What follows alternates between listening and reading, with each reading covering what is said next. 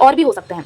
अब हम बात करते हैं स्टेप्स की, ठीक है, कि क्या क्या स्टेप लगते हैं एक आयनिक कंपाउंड जब किसी भी पोलर सॉल्वेंट में, या ये बोल सकते हैं कि सॉल्यूट और सॉल्वेंट जब मिक्स होते हैं तो उनके स्टेप्स की अब हम बात करते हैं, ठीक है। तो अब हम बात करेंगे स्टेप 1 की। स्टेप 1 कहता है कि सबसे पहले हमें क्या करना है, जो आयनिक सॉलिड है हमारे पास, ठीक है, जो हमारे पास क्या है, आयनिक सॉलिड है, उसको आयंस में तोड़ना है, ठीक है। आयनिक सॉलिड अपने कॉन्स्टिट्यूएंट आयंस में जब टूटेगा, ठीक है, तो फिर वो नेक्स्ट स्टेप होगा। तो पहले क्या करना है, आयनिक सॉलिड को अपने कॉन्स्टिट्यूएंट आयंस में तोड़ना है, ठीक है। और अगर आपको याद होगा कि जब मैंने लेटेस्ट एनर्जी के बारे में बताया था अपनी प्रीवियस वीडियो में, तो यही तो था, ठीक है, लेटेस्ट एनर्जी भी तो यही था कि जब एक आयनिक सॉलिड अपने आयंस में टूटता है तो उसमें जो एनर्जी रिलीज होती है या एब्जॉर्ब होती है, उसी एनर्जी को हम लेटेस्ट एनर्जी बोलते हैं। लेकिन इस केस में क्या है, जब आयनिक सॉलिड अपने आयंस में टूट रहा है तो जो एनर्जी है वो क्या हो रही है, एब्जॉर्ब हो रही है, और वो जो एनर्जी एब्जॉर्ब हो रही है उसी को हम लेटेस्ट एनर्जी बोलेंगे, ठीक है। और इसमें क्या होता है, डेल एच पॉजिटिव होता है, इसलिए क्या हो रहा है, एब्जॉर्ब हो रहा है, ठीक है। जैसे कि हमारे पास क्या है, ये आयनिक सॉलिड है। अब आयनिक सॉलिड क्या हो रहा है, अपने कॉन्स्टिट्यूएंट आयंस में टूट रहा है, ठीक है। इसके लिए हमें कुछ एनर्जी चाहिए होगी, ठीक है। इसके लिए क्या कर रहा है, कुछ एनर्जी एब्जॉर्ब कर रहा है, ठीक है। क्या कर रहा है, एब्जॉर्ब कर रहा है, उसी एनर्जी को हम लेटेस्ट एनर्जी,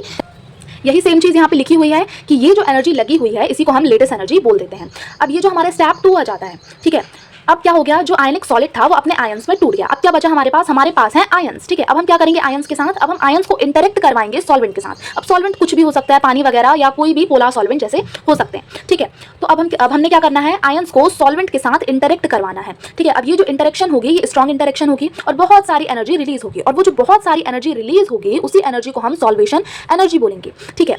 जैसे कि यहाँ पे है, ये जो हमारे पास आयंस हैं जो कि हमने तोड़े थे, ठीक है। स्टेप 1 में जब हमारे पास आयनिक सॉलिड था उसे हमने अपने कॉन्स्टिट्यूएंट आयंस में तोड़ा था। अब ये जो आयंस हैं वो हमारे पास स्टेप 2 में आ गए। अब इन आयंस का हमने क्या किया, वाटर के साथ इंटरेक्ट करवाया, फिर क्या बना, इसमें आयंस अपने एक्वस फॉर्म में आ गए और सॉल्वेशन एनर्जी रिलीज हुई, ठीक है, जैसे हम रिप्रेजेंट करते हैं H से। अब इसका एक मैथमेटिकल फॉर्म है L = H - U, ठीक है। इसका फॉर्मूला है जहाँ पे L क्या है, यहाँ पे हीट ऑफ सोल्यूशन है, H है अपना सॉल्वेशन एनर्जी और U है यहाँ पे अपना लेटेस्ट एनर्जी। अब हम बात करेंगे कि इफेक्ट ऑफ सॉल्वेशन